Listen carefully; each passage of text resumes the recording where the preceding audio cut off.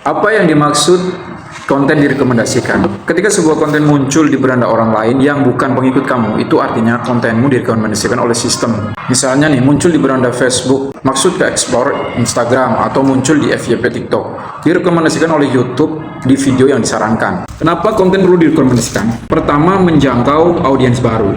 Konten yang direkomendasikan itu bisa muncul ke orang yang belum follow kamu. Artinya, kamu bisa dapat follower baru, branding makin luas, dan potensial viral makin besar. Yang kedua, meningkatkan jangkauan atau reach. Tanpa rekomendasi, konten kamu hanya terlihat oleh follower yang aktif, itu pun hanya sebagian. Tapi kalau direkomendasikan, konten kamu bisa tembus ke ribuan hingga jutaan orang. Algoritma akan menanggapi kontenmu relevan dan berkualitas. Poin ketiganya itu meningkatkan interaksi.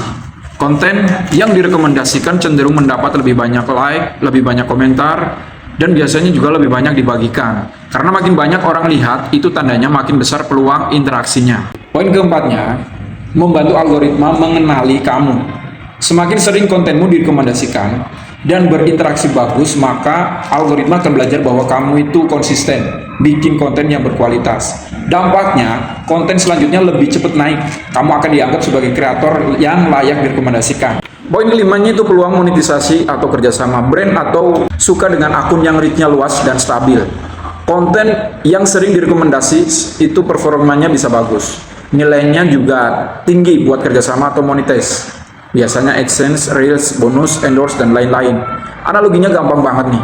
Gini ya, misalnya kamu jualan di pasar. Kalau kamu cuma teriak ke orang yang udah beli di kamu, ya hasilnya itu aja. Tapi kalau misalnya ada orang yang membantu berteriak, misalnya, yang ini jualannya enak, yang ini jualannya bagus, yang ini ramah orangnya. Tiba-tiba semua pengunjung pasar pasti nengoknya ke kamu. Itulah konten yang dimaksud direkomendasikan. Jadi mengapa konten perlu direkomendasikan? Karena tanpa rekomendasi, kontenmu ibarat toko bagus tapi tersembunyi di gang sempit. Dengan rekomendasi, kamu dibawa ke jalan utama, pusatnya keramaian. Pasti bertanya nih, gimana biar konten bisa direkomendasikan kan? Jawabannya, antara kombinasi strategi teknis, ada kualitas konten, dan juga sinyal algoritma. Gak bisa asal upload lalu berharap viral, tapi bisa dipelajari dan diakali dengan cara yang tepat. Ada 7 cara agar konten kamu direkomendasikan oleh algoritma. Yang pertama itu gunakan hook 3 detik pertama.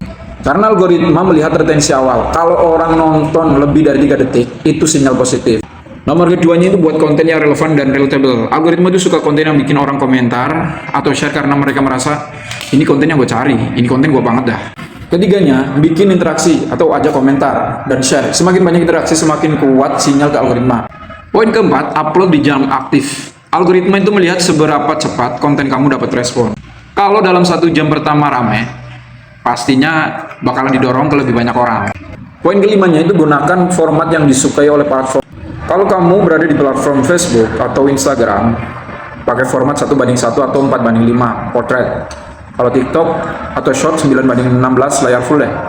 Kalau landscape itu jarang direkomendasikan kecuali di YouTube, tapi boleh saja sih.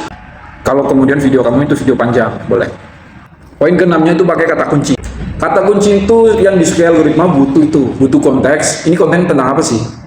Kamu bisa pakai masukkan topik di judul dan caption, misalnya cara naikin reach Facebook, atau pakai hashtag yang relevan deh, bukan asal rame. Sedangkan untuk poin terakhirnya, jaga konsistensi atau frekuensi upload. Algoritma itu melihat siapa kreator yang aktif dan bawa value. Idealnya untuk Facebook itu minimal 1 VOD, 2 Reels per hari. Tapi jika kamu memang mampunya 1 VOD, 1 Reels, 1 foto, silakan. Yang penting nih, upload rutin itu sama dengan kamu dianggap kreator serius. Tapi ada beberapa yang perlu dihindari nih. Pertama, bikin konten terlalu panjang tapi nggak ada isi. Selanjutnya, pakai clickbait tapi nggak sesuai janji.